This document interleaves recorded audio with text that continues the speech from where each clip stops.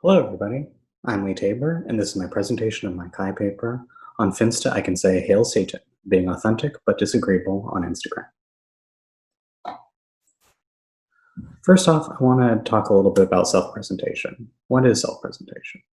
In some ways, it is what we choose to show to other people. As in this picture, A Real Woman by Polly Noor, sometimes we have to make choices about how we present ourselves to other people. For example, here I am. I'm trying to decide how I want to present myself. Do I want to go with a polished and appropriate suit, or perhaps a comfortable and inappropriate bathrobe? I also really like this quote from Polly because I feel like it captures something that we found in this research.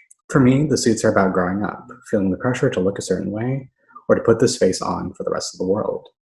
For people who have a Finsta, they may be able to have their cake and eat it too, present both a polished, expected persona to the rest of the world, while also being able to flex their inner devils and have a good time. So first I want to discuss a little bit about media differences in profile self-presentation. Previous research has found that people use technological affordances of different media, and that these technological affordances can help explain differences between self-presentations.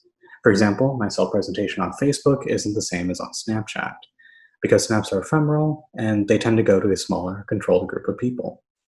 These differences can also be measured by using personality.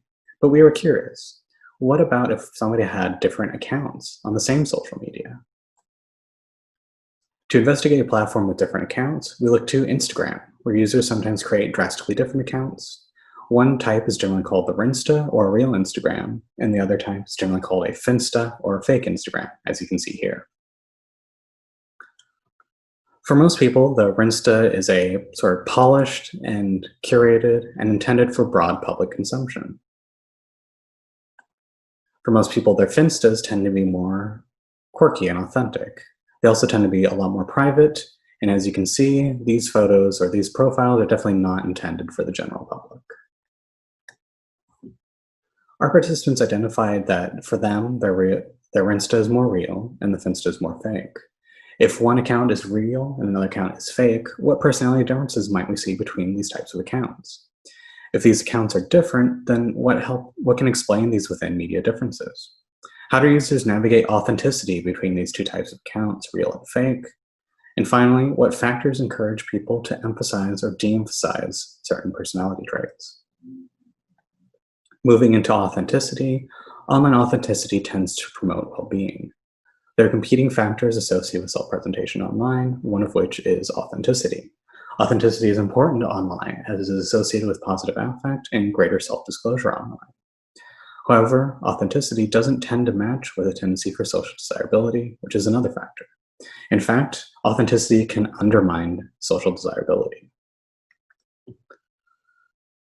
People are biased towards presenting an idealized self online with a tendency to show positive emotions, especially on Instagram, partially because of its image-based posts. Furthermore, users of social media tend to assume that others are happier than themselves, more frequently making social comparisons.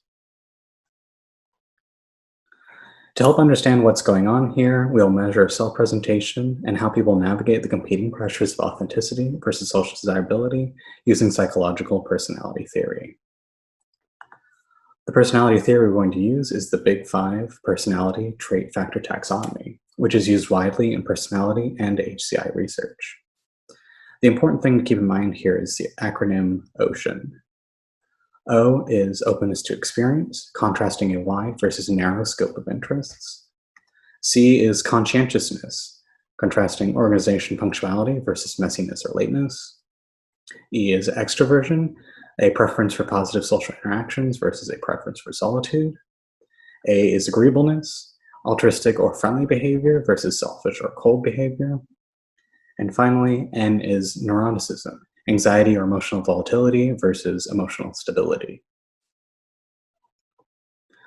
Previous work has found that people can present different patterns of personality on different social media. While to some degree there's discrepancy between presentation on a social media, offline personality also correlates with online behaviors. For example, someone high on extraversion will use Facebook more often as they want to keep in touch with their larger social networks. All right, next we're going to move into the study comparing Rinsta and Finsta. First, I'm going to talk a little bit about the procedure. We recruited participants that had at least 2 Instagram accounts, one that they identified as a real Instagram account and another that they identified as a fake Instagram account. Participants were 88 college students, ages 18 to 35, 74% female, 25% male, and 1% preferred not to state. First off, all participants rated their normal offline personality using the 44-item BFI, a standardized personality survey. They then randomly completed either a Finsta interview or a Rinsta interview first. After their interview, they then completed the BFI again, but as their Finsta or Rinsta self. Once they finish both of those, they then do the other interview type. If they had done Finsta first, then they do Rinsta, and vice versa. Finally, once they've done both interviews, all participants were thanked and debriefed. Next, moving into the interview questions. In a semi-structured interview, participants were asked about several different things. They're asked about their motivation for creating different accounts, typical behaviors that they have on their Rinsta or Finsta account, who they talk to on their accounts and why, how they used or managed their account, and finally, in general, how they presented themselves on that account. Moving into the quantitative results, we used a MANOVA and we found significant results for accounts. This means that the order of surveys didn't influence the results and that differences in scores were due to the different accounts. We then performed 5 univariate ANOVAs with Bonferroni correction to see differences between each trait for each level of media or account. Here are the traits that are statistically significant: conscientiousness, agreeableness, extraversion, and neuroticism. Openness didn't vary between Rinsta, Finsta, and offline, so I'm not going to discuss it further. I'm going to walk through each of these, keeping in mind that a less than symbol indicates a statistically significant difference of at least 0.05. First, conscientiousness, we see that Finsta is significantly lower than both Rinsta and offline. Next, for extraversion, we see a nice sort of step pattern here. Offline is significantly lower than Rinsta, both of which significantly lower than Finsta. Next, for agreeableness, we see again that Finsta is significantly lower than both Rinsta and offline. And finally, for neuroticism, we see an interesting distinction here in that Rinsta is significantly lower than both offline and Finsta. Offline and Finsta actually ended up being about the same scores.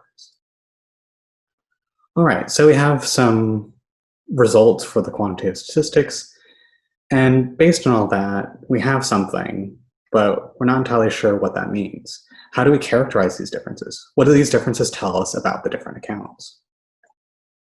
We then looked to our interviews. We did a qualitative coding, was done bottom up with multiple raters using a sample of 75 interviews, although we didn't attempt to calculate reliability. Themes are designated as patterns of shared meanings within interviews, where each theme was created to help capture and interpret trait differences between the 2 types of interviews. These were the themes that we created: authentic versus curated self, blocking emotional content, letting loose on Finsta, venting on Finsta, and audience members and intimacy.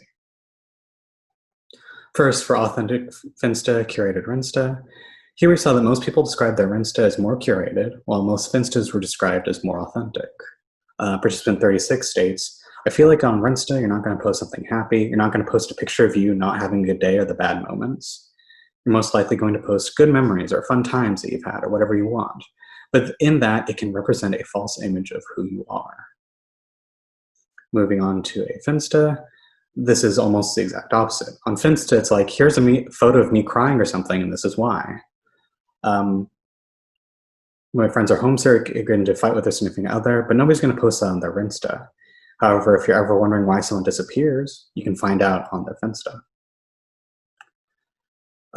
In fact, some people went above and beyond controlling Curated in their account. Others seem to completely block all emotional content from their Insta. For example, participant 7 says, yeah, you can post a picture, but what are you saying about it? What's the tagline? I feel like if a caption is too long, even on my main, it comes off looking desperate, like please like me, I really care. I do, but I don't want people to know that I care. However, on my Finsta, that goes out the window. Participant 18 says, with my Finsta, it's like, I just don't care, I'm going to post whatever I want. However, I think twice about what I'm going to post on my Rinsta. Next, moving into letting loose on Finsta. This represents the differences between conscientiousness for Finsta, between Rinsta and offline. Participants seem to feel much more comfortable doing sort of odd, disorganized activities on their Finsta. However, none of this would ever go on a Rinsta.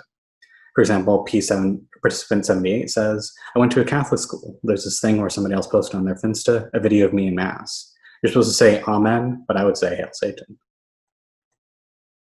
Participant 11 states, one of my posts is that there's a video of me outside my house on the patio smoking a joint, watching friends through the window saying, this is one of the most genius ideas I've ever had. But this is not something I would want the entire world to know about. Next, we have the theme of venting on Finsta. Participant 83 characterizes this very well. I use my Finsta mainly for ranting when I feel annoyed. A lot of other times I can't relieve my stress or anger or sadness because I don't like showing a face where I curse a lot, but sometimes I really want to.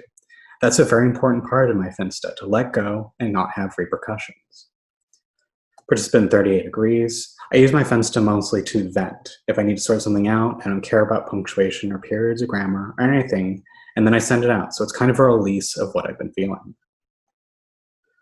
Finally, we noted that participants generally said that they felt a lot more intimacy with their followers on Finsta. However, the Rinsta tend to have a larger audience of acquaintances. On participant 34 says, honestly, I'm not really that close to the majority of them. Most of my close friends have Rinsta and follow me, but the rest are people that I knew in high school or at some point in my life. I'm not really that close to most of them.